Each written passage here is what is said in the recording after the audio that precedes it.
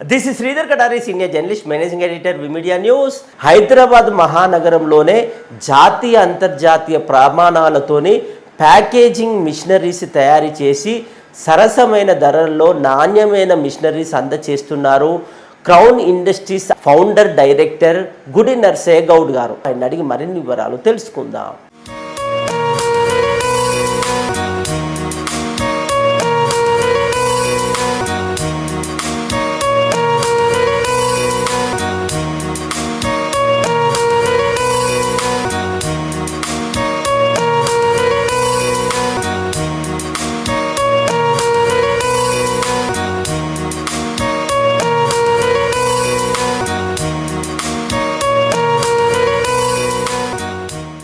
ఎక్కడో అహ్మదాబాద్ నుంచి, ఎక్కడో ఫరీదాబాద్ నుంచి, ఎక్కడి నుంచో ప్యాకేజింగ్ మిషనరీస్ని పర్చేజ్ చేసుకొని వస్తారు.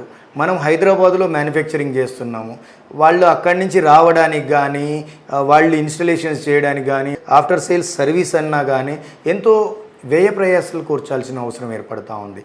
వాళ్ళు సమయానికి అందుబాటులో ఉండరు.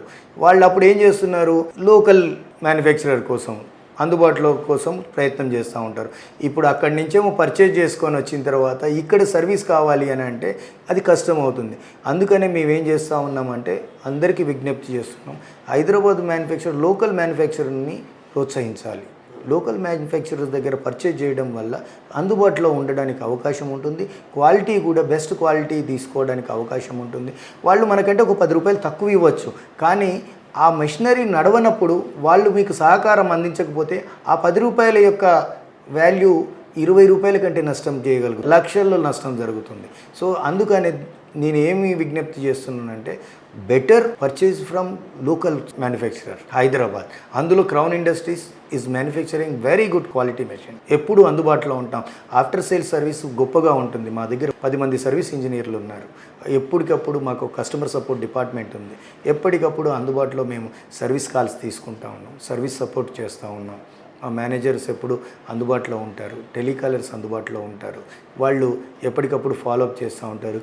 ప్రాబ్లం ఏమైనా ఉందా మెషినరీలో. ఈవెన్ మీరు బయట నుంచి తెచ్చుకున్న మిషన్స్ కూడా మేము సర్వీస్ ప్రొవైడ్ చేస్తూ ఉన్నాం. తెలుగులో మాట్లాడుకోవడం చాలా సంతోషకరమైన విషయం. ఈ ఇంటర్వ్యూ తీసుకోవడం కూడా చాలా సంతోషంగా ఉంది.